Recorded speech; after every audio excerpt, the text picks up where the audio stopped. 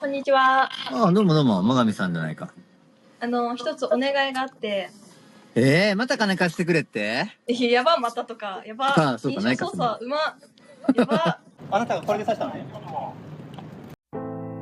안녕하세요, 안엽서입니다. 최근 일본에서 일어나고 있는 사회 문제를 한 번에 응축한 것 같은 최악의 사건이 일어났습니다. 2025년 3월 11일 오전 9시 50분 모가미 아이라는 DJ가 도쿄 전철에 야마노테선 걷기 일주라는 기획을 하기로 합니다. 야마노테선은 도쿄의 도심을 순환하는 노선으로 서울의 지하철 2호선과 비슷하다고 할 수가 있는데요. 예를 들자면 한 BJ가 나와서 서울 지하철 2호선 걷기 챌린지를 하겠습니다, 이런 식이었던 거죠. 그렇게 BJ 모가미 아이는 휴대폰 카메라를 켠 뒤 라이브 방송을 하게 됩니다. 그리고 시청자들과 대화하며 도쿄 신주쿠에 위치한 야마노테선 다카다노바바역에서 300m 떨어진 한적한 거리를 걷고 있었습니다. 그리고 나서 곧바로 살려줘 라는 소리와 함께 모가미 아이의 목소리가 끊기게 됩니다. 모가미 아이는 라이브 방송 촬영 중에 한 남성의 습격을 받아 목과 가슴 등 무려 43차례나 찔리게 된 것이죠. 이 모습은 실시간 방송으로 그대로 노출이 되었고 방송의 채팅창은 걱정과 놀라는 내용의 메시지로 가득 채워지게 됩니다. 방송을 보던 시청자 수가 세 자릿수를 넘어 4,000명, 6,000명까지 빠르게 늘어나고 있었죠. 이때 범인은 쓰러진 모가미 아이의 휴대폰을 주운 뒤 자신의 얼굴을 비추게 됩니다. 그리고 시청자들을 향해 하이 신데마스, 네 죽었습니다 라는 말을 하게 되죠. 그리고 쓰러진 모가미 아이의 모습을 보여주게 됩니다. 실시간으로 방송된 이 충격적인 모습을 본 시청자들은 곧바로 경찰에 신고를 하게 됐고 10분 만에 경찰이 현장에 도착했지만 그곳엔 이미 많은 구경꾼들이 모여있는 상태였습니다. 출동한 경찰은 한 남성에게 당신이 한 짓이냐고 물었고 범인은 손을 들고 내가 했습니다. 경찰은 피의자를 체포했다는 무전을 치게 되죠. 이런 생생한 사건 현장의 소리 역시 생방송 시청자들이 모두 실시간으로 듣고 있는 상태였습니다. あなたがこれで刺したのね。現着しました。被疑者確保、被害者一見して死んでおります。刃物の現状、知り合いで刺したとの実況終わり。9時58分現在。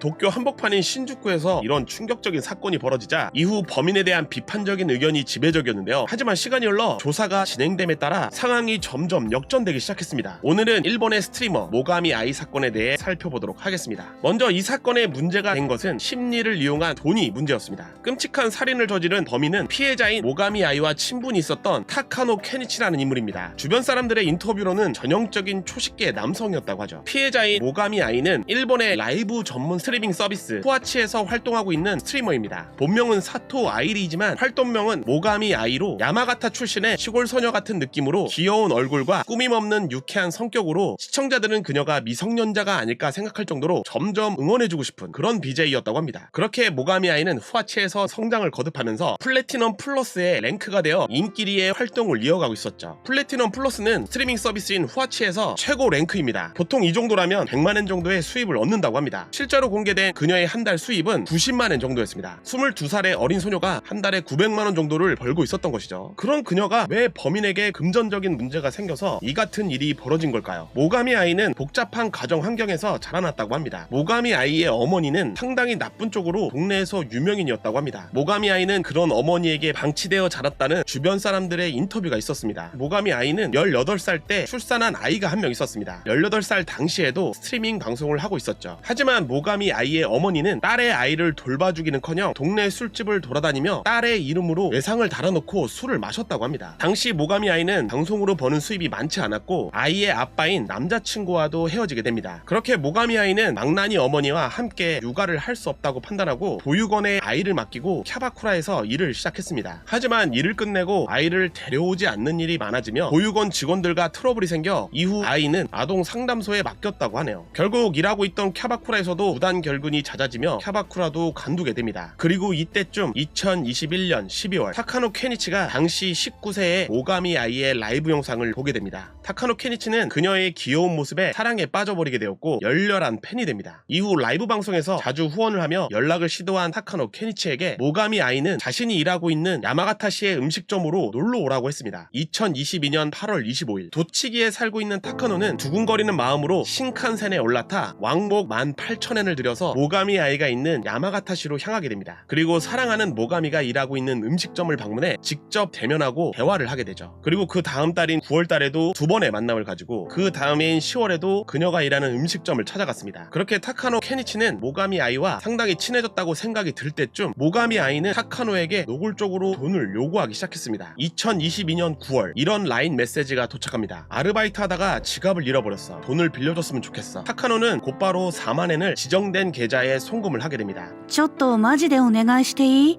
なんじゃい？申し訳ないんだけどさ、昨日日雇いバイト行った先に財布忘れちゃってマジ手持ちない状態だからちょいお金貸してほしいんよね。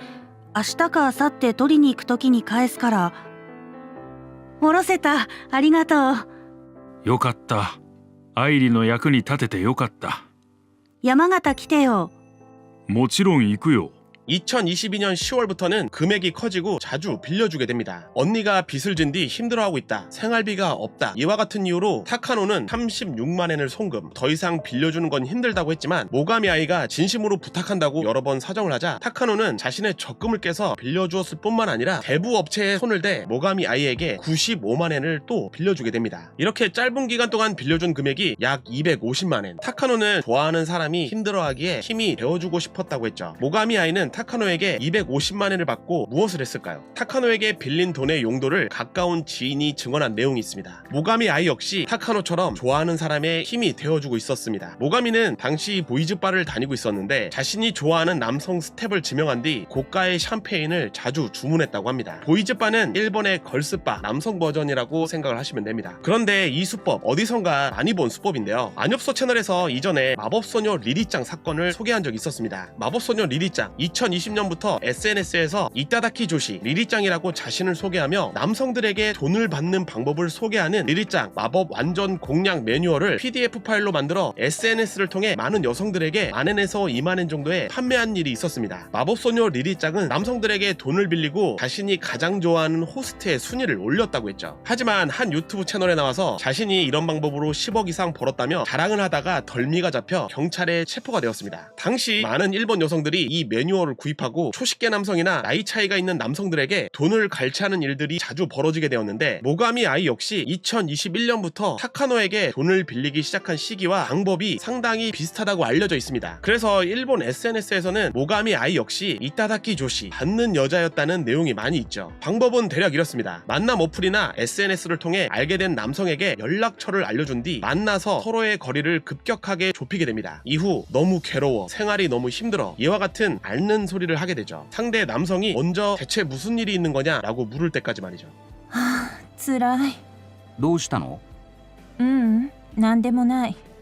そうなの？つらい。どうしたのか言ってよ。言って王子に嫌われたくないよ。嫌いになるわけないだろ。実はね、職場の先輩たちに嫌われてるみたいなんだ。やめなよ。上の人からお金の借りがあるの。だからやめられない。でももう精神的にも辛いし、毎日泣いてるし、もう死んじゃいたい。死ぬぐらいなら僕が何とかするよ。 그렇게 내가 도와줄게 라는 말이 나오면 오케이. 대충 이런 수법입니다. 범인인 타카노 케니치의 친구 인터뷰로는 월급으로 16만엔을 받는 타카노가 모가미 아이 라이브 방송에 10만엔을 쏘기도 했으며 연락처를 받은 뒤에는 고백도 했지만 곧바로 거절을 당했다고 합니다. 당시엔 차인 게 당연하다는 반응이었고 화를 내거나 하지는 않았다고 합니다. 단지 빌린 돈만 그녀에게 돌려받았으면 좋겠다는 인상이 강했다고 했죠. 대부업체의 빚에 방 월세, 생활비까지 월급 16만엔으로 생활이 어려웠을 겁니다. 실제로 타카노는 친구와 만난 뒤 집으로 돌아가는 전철비가 없어서 친구에게 빌려달라고 부탁을 했다고 하죠. 이후 친구에게 빌린 돈을 돌려주고 500엔 정도 하는 아이스크림을 사줬는데 이것을 현금이 아닌 신용카드로 사는 것에 친구가 상당히 놀랐다고 합니다. 타카노 케니치는 모가미 아이와 첫 대면한 2022년 8월부터 2023년 1월까지 250만엔을 빌려주었습니다. 타카노는 2023년 1월에 생활이 너무 힘들다며 모가미 아이에게 돈을 갚아달라고 재차 부탁을 했습니다. 하지만 모가미는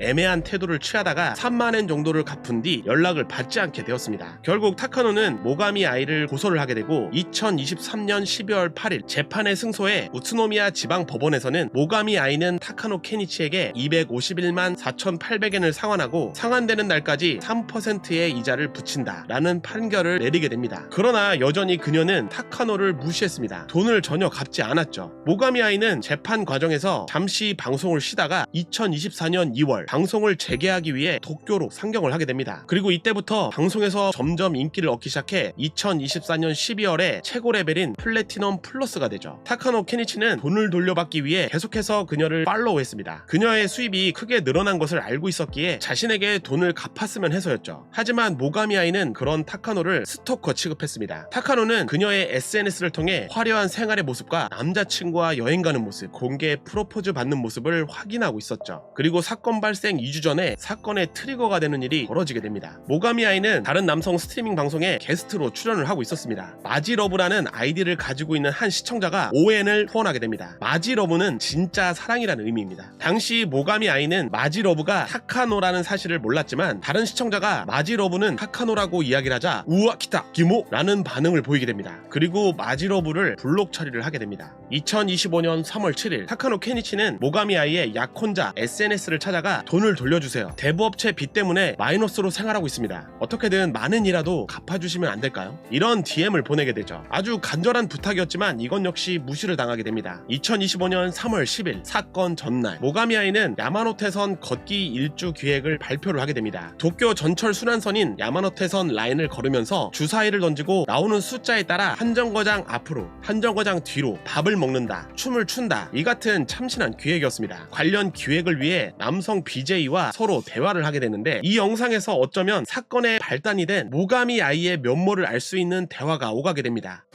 こんにちは。ああ、どうもどうも、最上さんじゃないか。一つお願いがあって、また金貸してくれって？やばまたとか、やば、そうか、印ないか。象操作、やば、お願いがあって、はい。私山手線一周するんですけど、めっちゃいいやん。うん。 남성 BJ에게 연락을 했는데 BJ가 연락을 받자마자 또 돈을 빌려달라고 이렇게 묻는 장면이 나오게 되죠. 이 영상을 본 타카노는 어떤 기분이었을까요? 3월 11일 사건 당일 모가미 아이의 야마노테선 일주 기획이 시작되는 날 타카노 케니치는 오전 7시 45분 오야마역에서 전철을 타고 도쿄 도심으로 향하게 됩니다. 오전 9시 40분 라이브 방송을 시작한 모가미 아이는 다카다노 바바 역에 도착했다는 말을 하게 됩니다. 그럼 이곳 찾아가 보도록 하겠습니다. 다카다노 바바역입니다. 바로 밑이 신주쿠역입니다. 네, 이곳이 신주쿠역이고요. 이곳이 다카다노 바바역입니다. 타카노 케니치는 도치기현에 살고 있었거든요. 도치기현 오야마역에서 다카다노 바바역까지 1시간 15분 정도 걸리네요. 라이브 방송이 시작되고 모가미 아이가 타카다노 바바역에 도착했다는 말을 하게 됩니다. 그것을 본 타카노는 역 쪽으로 향했고 라이브 영상에서 나오는 복장과 비슷한 여성을 찾기 시작했습니다. 모가미 아이를 발견한 장소가 이곳입니다.